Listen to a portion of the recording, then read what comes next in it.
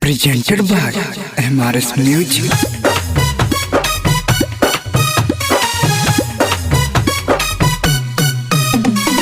महिमा डीजे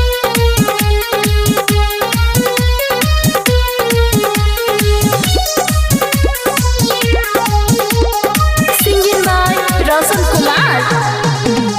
माई बाबू से ज्यादा कर रही प्यार रे ओ करेला छोड़ दिलिए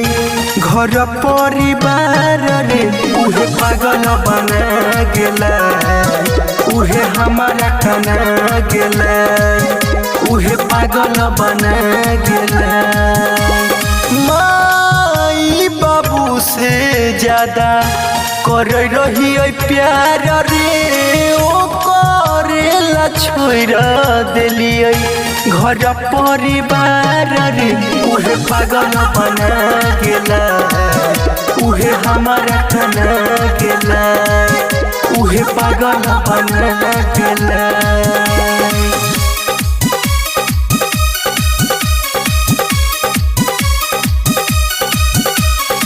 महिमा डीजे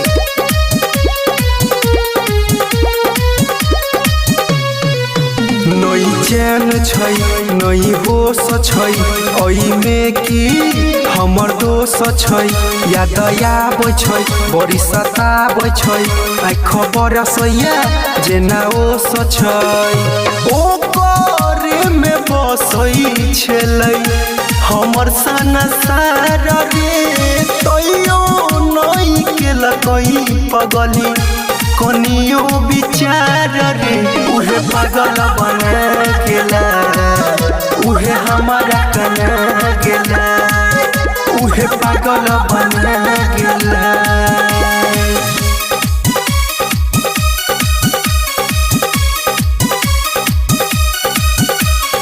महिमा डीजे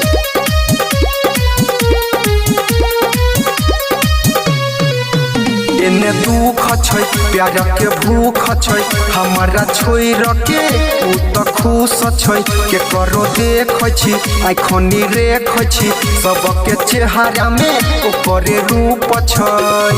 राइटर सहनी रोशन भेलै बेकरार रे के पल में तोड़ दिलकै सपना हजार रे उहे पागल बना गेला उहे हमारा कना गेला उहे पागल